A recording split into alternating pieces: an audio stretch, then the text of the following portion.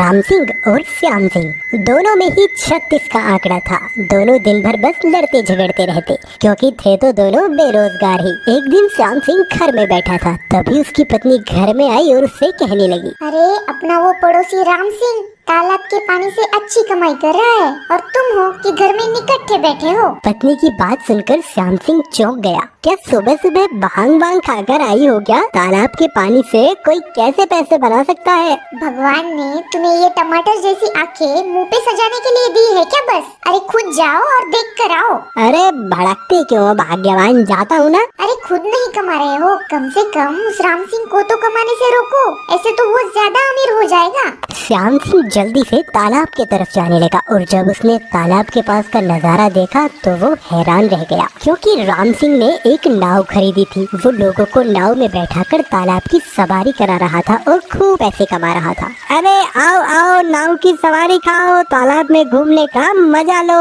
अरे भाई नाविक, कितने रुपए लेते हो? मेरी बीवी को भी तालाब में घूमना है। बस साहब सिर्फ 50 रुपए। और ऐसे ही वो दिन भर में बहुत से लोगों को तालाब की सवारी कराकर खूब पैसे कमाने लगा। श्याम सिंह राम सिंह से मिला तो कहने लगा, लोगों को लूटने का अच्छा तरीका बना लिया तूने। मूर्ख था मैं, जो दिन भर बेकार बैठा तुझसे झगड़ा करता रहता था। अब मैं इस गांव से पैसा कमाऊंगा, बड़ा आदमी बन जाऊंगा और जहाज खरीद लूंगा। इतना भी खुश मत हो, मैं ज्यादा दिन तक तेरा ये काम चलने ही नहीं दूंगा। अब चल। राम सिंह अपने काम पर चला गया और श्याम सिंह वहीं खड़ा खड़ा फटी आंखों से उसे देखता रहा। श्याम सिंह को उससे बहुत जलन होने लगी। मैं भी देखता हूँ तू कैसे बड़ा आदमी बनता है। इतना कहकर श्याम सिंह जंगल में रहने वाले धुन्नी बाबा की कुटिया में गया और जाकर सारी बातें उन्हें बता दी। तू फिक्र मत कर मेरे श्यामू, तेरी इस समस्या का समाधान इस पुड़िया में है। इस पुड़िया में? ऐसा क्या है बाबा इस पुड़िया में? तू अब ज्यादा सवाल जवाब मत कर, बस तू जा और इस राख को तालाब के पानी में डाल दे और बस मजे ले। लेकिन याद रखना, तेरा काम बन जाने के बाद मेरी दक्षिणा नहीं भूलना। हाँ हाँ बाबा, मेरा काम तो बने पहले। धुन्नी बाबा से राख ले जाने के बाद श्याम सिंह चुपचाप से तालाब के पास गया और उस राख की पुड़िया को तालाब में डालकर वापस घर आ गया। श्याम सिंह के जाते ही अचानक वो सारा तालाब गर्म होकर उबलने लगा, जैसे मानो किसी ने तालाब के नीचे पूरी भट्टी जलाकर रखी हो। सुबह हुई तो उबलते तालाब की खबर पूरे गांव में फैल गई। उबलते तालाब को देखने के लिए तालाब के किनारे बहुत से लोग इकट्ठा हुए। तालाब का उबलता पानी देखकर लोग डरने लगे। वहीं राम सिंह अपनी नाव के पास खड़ा होकर फिर से चिल्लाने लगा, अरे चलो चलो, किसे करनी है उबलते तालाब की सवारी, हल्की हो या भारी, जल्दी जल्दी आओ। पागल है क्या? नाव में बैठकर तालाब में जाएंगे तो अंडे की तरह उबल जाएंगे, हमें नहीं करनी कोई सवारी। सारे लोग एक एक करके वहाँ से जाने लगे और राम सिंह बेचारा परेशान हो गया। हे भगवान, इतनी मुश्किल से यह नाव की सवारी शुरू की थी, अब ये भी बंद हो गई। अब तो लगता है ये नाव भी बेचनी पड़ेगी मुझे। क्यों राम सिंह, अब तुम्हारी नाव की सवारी तो कोई करने से गया। अब एक काम करो, ये नाव मुझे बेच दो, मैं इसके बदले तुम्हें कुछ पैसे दे दूंगा। कम से कम तुम्हारा कुछ दिनों का खर्चा तो चलेगा। अब इन पैसों से जहाज खरीदोगे या टाइटैनिक? कोई बात नहीं भैया श्याम, अब तो मजबूरी में मुझे नाव बेचनी ही पड़ेगी। इतना कहकर राम श्याम को वो नाव बेच देता है और उदास मन से घर चला जाता है। क्या हुआ जी, आप इतनी जल्दी घर कैसे आ गए और नाव को अकेले ही छोड़ा है? कोई चुरा कर ले गया तो? अरे भाग्यवान, अब नाव के रखवाले की कोई जरूरत ही नहीं है, नाव ही बेच दी मैंने। अब नाव बेच दी? लेकिन क्यों? अब अपना गुजारा कैसे चलेगा? पता है ना, घर पे राशन बस 2 दिन का है। राम सिंह अपनी पत्नी को सारी व्यथा विस्तार से सुनाता है। अरे तो ये तो और भी अच्छी बात है। अच्छी बात है? यहाँ खाने के लाले पड़ने वाले हैं और तुम कह रही हो अच्छी बात है? क्या खाक अच्छी बात है? इतना सुनते ही राम सिंह की पत्नी राम सिंह के कान में कुछ फुसफुसाती है। अरे वाह, ये तो मेरे दिमाग में ही नहीं आया। ठीक है, मैं ऐसा ही करूँगा।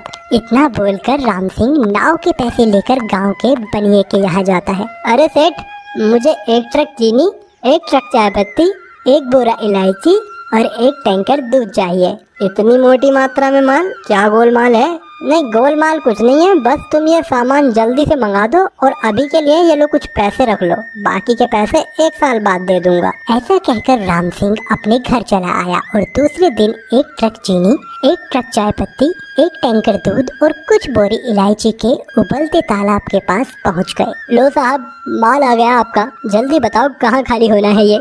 हाँ हाँ बताता हूँ, इतनी जल्दी मत दिखा, ये सारा सामान इस तालाब में पलट दे। अरे साहब क्यों मजाक कर रहे हो, धंधे का टाइम है, जल्दी से बताओ। अरे और क्या तुझे लिख कर दूं? राम सिंह ने तीनों ट्रक तालाब में खाली करा लिए और तालाब में अब चाय उबलने लगी। इलायची की सुगंध सारे गांव में फैल गई और लोग इकट्ठा होकर अजूबा देखने लगे। इतने ही राम सिंह ने भी अपना चाय का स्टॉल तैयार कर लिया। चाय ले लो, चाय, गर्मा गर्म चाय, इलायची वाली चाय। लोगों ने चाय का तालाब कभी नहीं देखा था, इसलिए तालाब को देखने लोग दूर दूर से आ रहे थे और लोगों के मन में ये इच्छा भी थी कि आखिर तालाब की चाय का स्वाद होता कैसा होगा। अरे भाई चाय वाले, कितने का दिया एक गिलास? बस मात्र 10 रुपए का एक गिलास है बाबूजी, गर्मा गर्म उबलती हुई इलायची वाली चाय है। अच्छा ऐसा, तो लाओ पिलाओ फिर एक गिलास।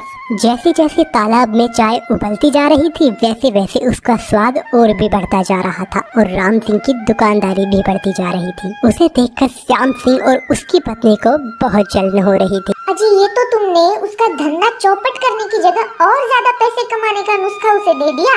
एक काम ढंग का मत करना तुम कभी। अपनी पत्नी की इतनी बुरी भली सुनकर श्याम सिंह गुस्से में राम सिंह के चाय के स्टॉल पर गया। अरे अरे तुम लोग चाय पीने के लिए इसे पैसे क्यों देते हो? फोकट में चाय पिया करो ना, ये तालाब इसका थोड़ी है। क्या बक रहे हो श्याम सिंह? मैं तुमसे नहीं लोगों से बात कर रहा हूँ। श्याम सिंह की बात तो ठीक है, लेकिन हमें चाय निकाल कर देगा कौन? देखो तो चाय कैसे उबल रही है। राम सिंह हमें ये खोलती हुई चाय निकाल कर देता है, इसीलिए हम उसे पैसे भी देते हैं। बस इतनी सी बात। तो फिर मैं तुम्हें इससे भी ज्यादा स्वादिष्ट चाय निकाल कर दूंगा। वो कैसे? इस राम सिंह की नाव मैंने खरीद ली थी, जिसमें बैठकर मैं तुम लोगों को बीच तालाब की ज्यादा मीठी और ज्यादा पकी हुई चाय निकाल कर दूंगा। अरे वाह भाइयों, ये तो और भी सही रहेगा। अगले ही दिन से श्याम सिंह ने अपना चाय का स्टॉल लगाना शुरू कर दिया और उसकी चाय तो राम सिंह की चाय से भी ज्यादा बिकने लगी।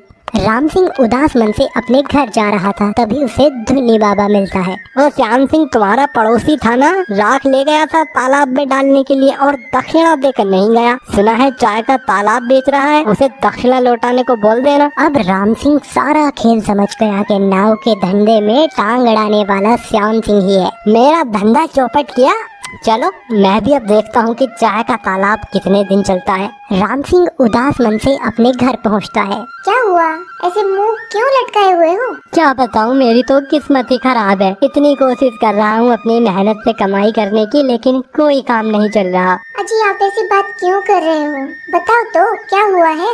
फिर राम सिंह सारी कहानी फिर से अपनी पत्नी को बताता है। देखिए आप ऐसे परेशान मत होइए, आपको नल लगाना तो आता ही है, तो आप लोगों के घर में नल लगाने का काम शुरू कीजिए।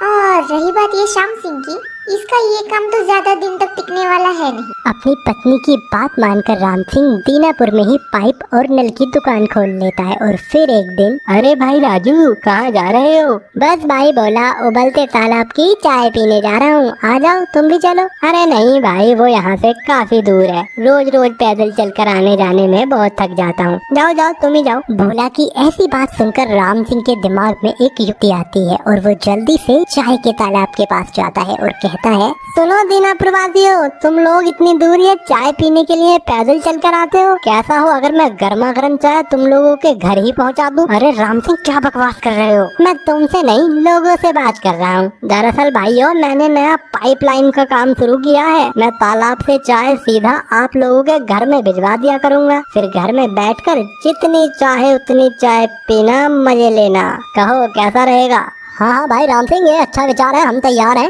राम सिंह की ऐसी बात सुनकर सभी गांव वाले श्याम सिंह के स्टॉल से अपने अपने घर जाने लगे। चीनी मेरी, पत्ती मेरी, इलायची मेरी, दूध